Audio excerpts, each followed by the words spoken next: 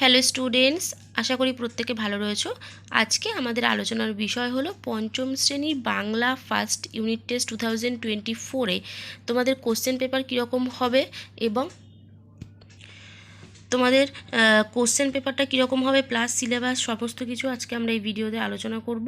দেখো, তোমাদের বলে রাখি, তোমাদের পরীক্ষাটা হবে, ফার্স্ট ইউনিট টেস্টটা হবে কিন্তু 10 নম্বরে। তো তোমাদের দেখো বাংলা বই থেকে কী কী থাকছে হচ্ছে গল্প বুড়ো, বুনো হাঁস, তারকাবাবু এবং হাবু, এতোয়া মুন্ডার কাহিনী, পাখির কাছে ফুলের কাছে, বিমলার অভিমান এবং ছেলেবেলা। আর ভাষাপাঠ থেকে থাকে হচ্ছে সন্ধি, শব্দ, পদ, বিপরীত শব্দ, শব্দার্থ, বাক্য রচনা। ঠিক আছে, তো সবার প্রথমে বলি, যারা কিন্তু চ্যানেলে নতুন অবশ্যই চ্যানেলটিকে সাবস্ক্রাইব করে নোটিফিকেশানটা অন করে রাখবে যাতে রোজকার ভিডিওগুলো তোমরা দেখতে পারো। ভিডিওটা ভালো লাগলে অবশ্যই লাইক করো, শেয়ার করো বন্ধুদের সাথে। চলো আলোচনা শুরু করি। ফার্স্ট কোশ্চেন কি বলছে? 1 নম্বর বলছে যে সঠিক উত্তরটা বেছে নিয়ে লেখো। যে কোনো 3টে করতে হবে আমাদেরকে, 1 নাম্বার করে 3টে করতে হবে, 3 নাম্বার থাকবে। ফার্স্ট বলেছে যে দেখো, ক নাম্বারে বলছে হাবু থানায় গিয়েছিল বেড়াতে, অভিযোগ জানাতে না চিকিৎসা করতে।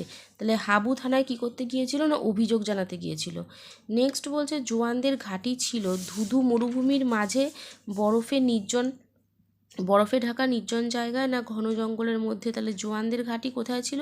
না বরফে ঢাকা নির্জন জায়গায়। এবার চলে আসছি পরের প্রশ্নে।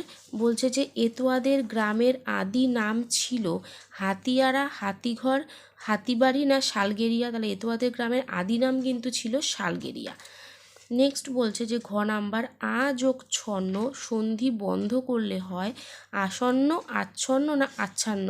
তাহলে আ যোগ ছন্ন, এটা সন্ধি বন্ধ করলে হবে কিন্তু আচ্ছন্ন। চলে আসছি পরের কোশ্চেনে। 2 নাম্বার বলছে একটি বাক্যে উত্তর দাও, যে কোনো 3টে করতে হবে, 1 নাম্বার করে 3টে করতে হবে, আমাদেরকে 3 নাম্বার থাকবে।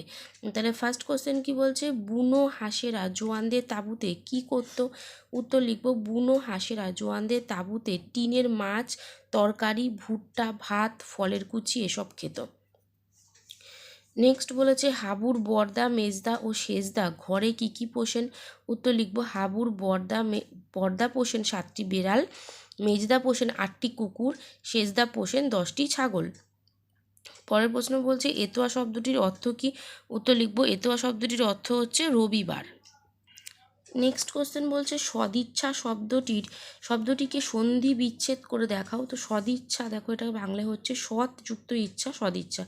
ঠিক আছে, এবার চলে আসি 3 নাম্বারের দাগে। 3-এর দাগে বলছে সংক্ষিপ্ত উত্তর দাও, যে কোনো 2টো করতে হবে, 2 নাম্বার করে 2টো প্রশ্ন করতে হবে, 4 নাম্বার থাকবে।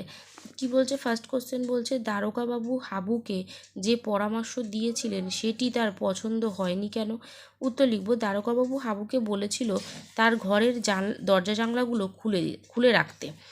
হাবুর এই পরামর্শ পছন্দ হয়নি কারণ ঘরের জানলা দরজা খুলে দিলে তার পোষা 150 পায়রা উড়ে চলে যাবে। নেক্সট কোশ্চেন বলছে যে 2টো বুনো হাঁস দলছুট হয়েছিল কেন?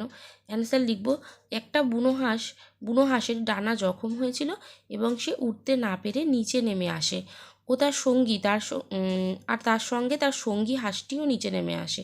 এভাবে 2টো বুনো হাঁস দলছুট হয়েছিল।